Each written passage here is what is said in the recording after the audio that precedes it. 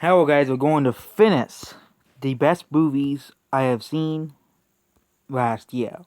So it's 41 to number 1. This is part 2 of that same video. So of course, I'll be continuing the top 101 movies I have seen. Excluding rewatches, of course. Of course. So we're going to get started right now. Number 41 is Airplane 2 the sequel. This movie barely passed in the top 41 because there's a lot of problems with Airplane 2 the sequel. But the movie was still as funny and entertaining as the first movie going around. And yet, this movie was just as funny as the first one.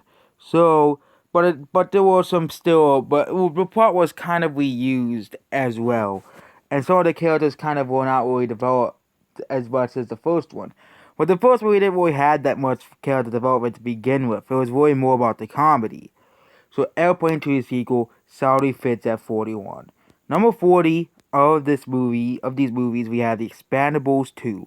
The Expendables 2 is basically the sequel and the last movie of the Expendables series on this list. It is essentially a big, massive action movie. It has Chuck Norris in it, enough said. Number 39, Tropic Thunder. Tropic Thunder wasn't as great as I thought it would be. But it was still pretty funny. But it was more of a serious movie later throughout the movie, where they were actually forced for an actual war. It was a pretty good movie. Number 37. Then is Sudden Impact, and 36 is Sudden Impact. Sudden Impact was a pretty good movie. There were some good action scenes. It was probably the second best of the entire Dirty Harry series. Okay, we'll stop putting up numbers. The next movie is, of course, War Dogs. War Dogs is based off a real-life story, and it was pretty good. You had your action scenes, you had your, it was basically like the real-life story, but put into a movie. I think it's much better than some other of these types of movies that they release, like American Assassin. The next movie on the list is Rocky Balboa. Rocky Balboa is basically Rocky goes into retirement, but of course, because this guy wants to fight him, he basically has to fight him. And basically, Rocky never fights again in this movie. Because he wants to fight basically it was for charity or something, which is a good cause. So, yeah, good movie. The next movie on the list is Rambo 3. Rambo 3 is a pretty good action movie. I'm just shocked that it has a 5.8. But again, it must have not had enough story for the critics. So, yep, it's a pretty good watch. A lot of good action scenes. Basically, your average Rambo movie. Basically, a bunch of action scenes as well. The next movie is Bulletproof. I thought this movie was really funny when I watched it. I was surprised that it had a 5.8 on Metacritic, on IMDb. But of course, we all know the reason why it has a 5.8 on IMDb. Because there's Adam Sandler, and we all know, the movie audience, the critics, and there's a lot of people who are biased against Adam Sandler movies.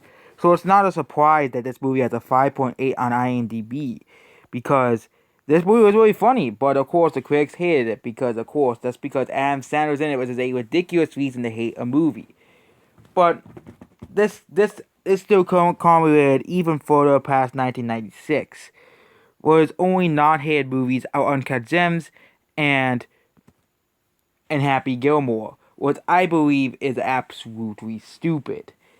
So, next movie on the list is Rambo 2. Rambo 2 basically is what people think Rambo is. Basically fighting the jungles of Vietnam and everything.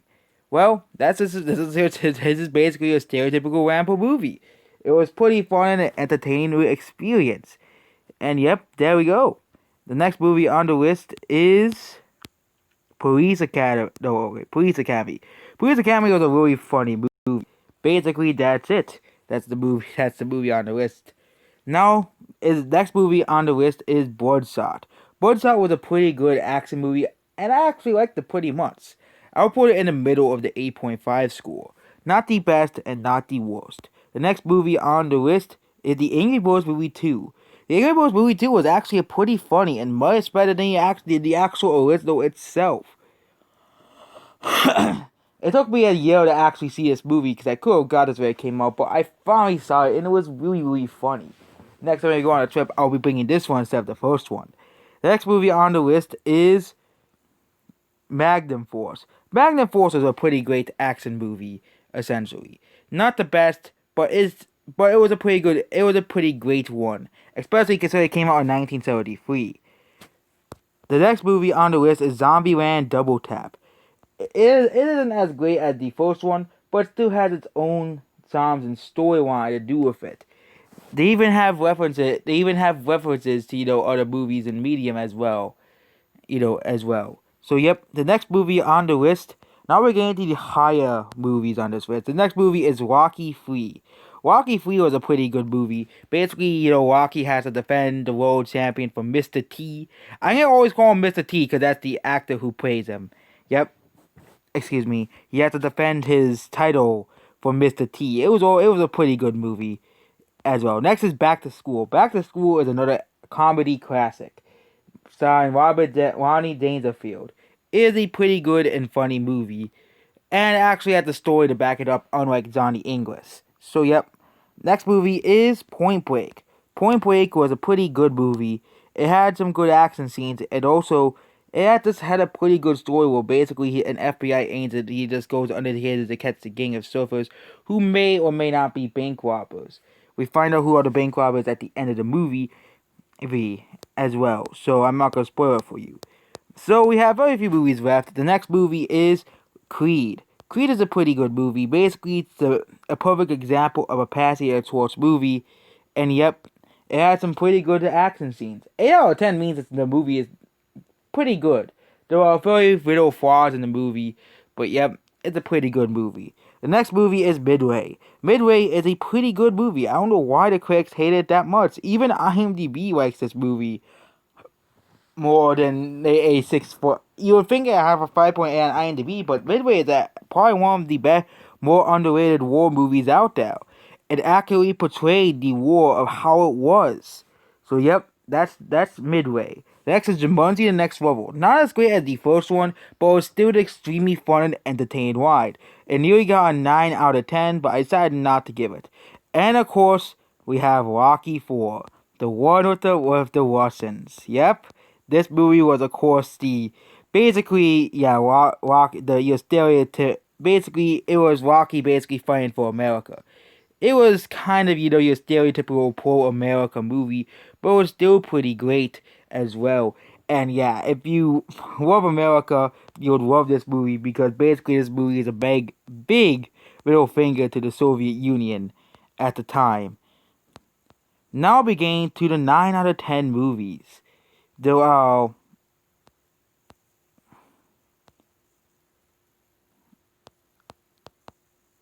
a lot more. Coming at bottom place is Dirty Harry. Dirty Harry is basically the movie that started it all. Magnum Force is a pretty good movie, but Dirty Harry is the one that started it all. It had basically the same action, but it basically introduced you to the world in this universe. So it was pretty great, and all the Dirty Harry movies are pretty good and entertaining as well. The next movie on the list is Indiana Jones and the Last Crusade. Yeah, I have to really pick for all these movies. Indiana Jones and the Last Crusade is a pretty good movie. It isn't as great as the first movie, but it is a pretty good movie. And both these movies here are basically near perfect movies. The next movie is Super Troopers 2. Super Troopers 2 is a very funny movie. It is a very hilarious movie, and it's even funnier than the first movie. A lot of the jokes just landed. Unlike most comedies nowadays, they don't really land, but most of Super Troopers 2 was very, very funny. The next movie on the list is The Last Castle. This is another movie that basically nearly ended on here. The Last Castle is basically about this, prison, they go through all this stuff, and basically this guy is very corrupt. I'm not gonna really go past it. It's a pretty good movie. There's some entertaining scenes, and of course there's some pretty great acting in this movie as well. The next movie on the list is Three Billboards Outside Ebbing, Missouri. So basically, yeah, it was a pretty good movie. The storyline was pretty great. So basically, this woman wants to solve the murder, so she puts out these billboards to basically find whoever it is, and these people just do not want it. Yep, that's basically the underlining of the part of the movie. Next movie on the list is Green Book.